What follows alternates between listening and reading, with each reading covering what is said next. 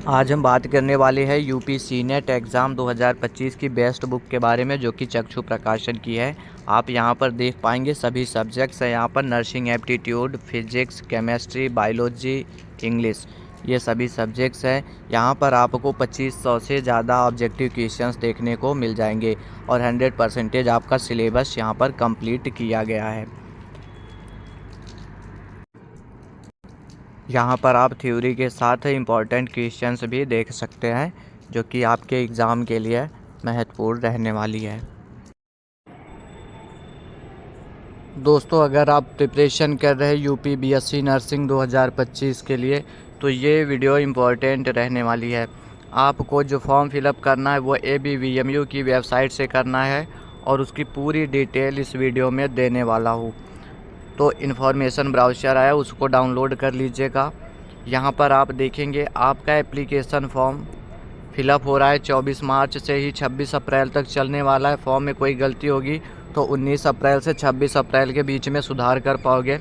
14 मई को admit card आ जाएगा। प्रवेश परीक्षा एंट्रेंस एग्ज़ाम 21 मई को कंडक्ट करवाया जाएगा। इस बार सब कुछ चेंज कर रखा है ABVMU ने। यहाँ पर जो एडमिशन होगा आपका, वो गवर्नमेंट कॉलेज में भी होगा, प्राइवेट कॉलेज में भी होगा। अब स्टूडेंट्स हमसे कह रहे थे सर हमारे राम मनोहर लोहिया में हो जाएगा क्या, सैफई में हो जाएगा क्या? तो आपको बता दूं, जितने गवर्नमेंट मेडिकल कॉलेज है सभी में एडमिशन होगा, साथ में प्राइवेट कॉलेज में भी एडमिशन होगा। आपको डायरेक्ट एडमिशन नहीं लेना है। अगर कोई कॉलेज आपको ऑफ़र करता है कि मेरे इधर से कर लो, तो नहीं करना है आपको। अदरवाइज़ आपका एडमिशन बाद में कैंसिल हो जाएगा, सर्टिफिकेट नहीं मिलेगा, ध्यान रखिएगा। डायरेक्ट एडमिशन नहीं, ABVMU सीनेट का फॉर्म फिलअप करिए। दूसरी चीज़, फॉर्म फिलअप करने के लिए कुछ और क्राइटेरिया दे रखा है इन्होंने। जनरल और OBC आप लोगों के लिए 3000 रुपये फ़ीस है, बाकी लोगों के लिए 2000 फ़ीस रहने वाली है।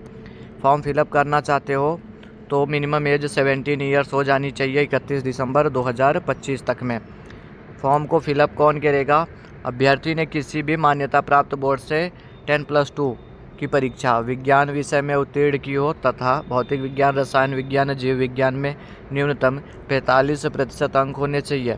देखो, आपका 12th कंप्लीट होना चाहिए, PCB होना चाहिए और इंग्लिश होना चाहिए, फिजिक्स, केमिस्ट्री, बायोलॉजी और इंग्लिश, और इसमें 45% मार्क्स होने चाहिए।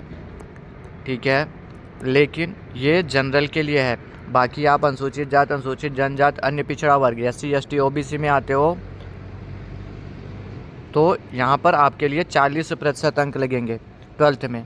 ठीक है, और देखो इंग्लिश ज़रूरी है तो इंग्लिश होना चाहिए। NIOS बोर्ड के स्टूडेंट्स जो है फॉर्म फिलअप करना चाहते हैं तो वो भी कर सकते हैं। आपको मेडिकली फ़िट होना चाहिए, अदरवाइज़ आपका एडमिशन बाद में हो जाएगा। अगर आप मेडिकली फ़िट नहीं हैं तो पूरा स्कोर कर दीजिए, 120 में से 120 नंबर लेकर के आइए, लेकिन एडमिशन नहीं होगा। तो मेडिकली फ़िट होना चाहिए आपको, आपके पास वो सर्टिफिकेट होना चाहिए जिला चिकित्सा अधिकारी द्वारा। आगे देखते हैं इसमें और क्या क्राइटेरिया इन्होंने दे रखा है। ये सर्टिफिकेट के बारे में बता रखा है इन्होंने। 1 अप्रैल 2025 के बाद का OBC सर्टिफिकेट होना चाहिए और EWS सर्टिफिकेट भी 1 अप्रैल 2025 के बाद का होना चाहिए। जो लोग लगाएंगे स्वतंत्रता संग्राम सेनानी का, तो जिला मजिस्ट्रेट से आपका प्रमाणित होना चाहिए, और जो EX सर्विसमैन का सर्टिफिकेट लगाएंगे वो सक्षम प्राधिकारी द्वारा आपका प्रमाणित होना चाहिए। NCC का जो लोग लगाएंगे, C प्रमाण पत्र ग्रेड B का, वो भी आपका A एवं B सर्टिफिकेट मान्य नहीं होगा, C सर्टिफिकेट मान्य होगा। राइट, नीचे बढ़ता हूँ, इसमें जो और डिटेल्स दी गई है। तो आप पहली चीज़ तो फॉर्म फिलअप कर लीजिए। 10th का मार्कशीट सर्टिफिकेट लेकर के जाइए, मोबाइल नंबर लेकर के जाइए, ईमेल ID लेकर के जाइए। फॉर्म आप फिलअप कर लेंगे, आधार कार्ड लेके जाइए, फ़ोटो लेकर के जाइए। फ़ोटो कैसा लेकर के जाएंगे वो इसी में इन्होंने बता रखा है। कुछ इस तरीके से होना चाहिए। वाइट बैकग्राउंड होगा, डायमेंशन ये होगा 4.5 × 3.5 का। आप फ़ोटो पर अपना नाम मेंशन करवा देंगे और जिस डेट में फ़ोटो शूट करवा रहे हैं वो डेट मेंशन करवा देंगे। चश्मा वश्मा नहीं लगाएंगे, आप टोपी नहीं लगाएंगे फ़ोटो शूट कराते टाइम।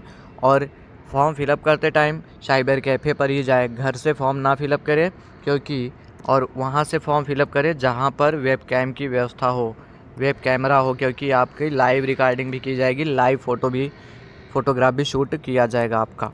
बात समझ में आ गई। अब देखो यहाँ पे होना है एंट्रेंस एग्ज़ाम, लेकिन इस बार इन्होंने बदल दिया तरीका। पहले 200 क्वेश्चन आते थे, उसको घटा दिया इन्होंने।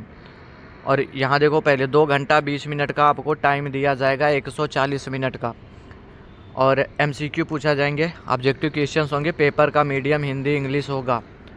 और ये OMR पर होगा, ऑनलाइन टेस्ट या कंप्यूटर बेस्ड टेस्ट, जिसको CBT बोलते हैं। ऐसा टेस्ट नहीं होगा, OMR पर पेपर होना है ऑफलाइन माध्यम में। 120 क्वेश्चन आएंगे, पहले 200 आते थे, लेकिन अब जा कर के 120 आएंगे। और एक क्वेश्चन के लिए 1 नंबर मिल जाएगा, नेगेटिव मार्किंग है नहीं।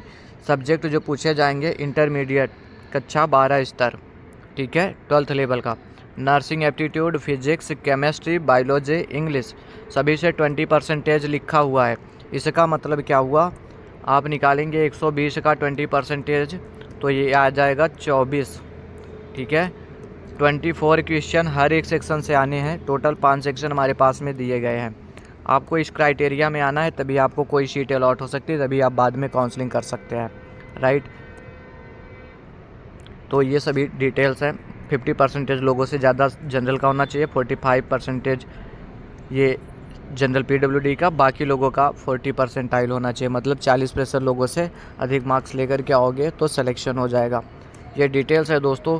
जिन्होंने फॉर्म नहीं फिलअप किया अभी तक, वो लोग फॉर्म फिलअप कर लें। और आगे की इन्फॉर्मेशन के लिए चैनल को ज़रूर से सब्सक्राइब कर लीजिएगा। कोई क्वेश्चन होगा तो कमेंट में बताइएगा। Thanks for watching this video.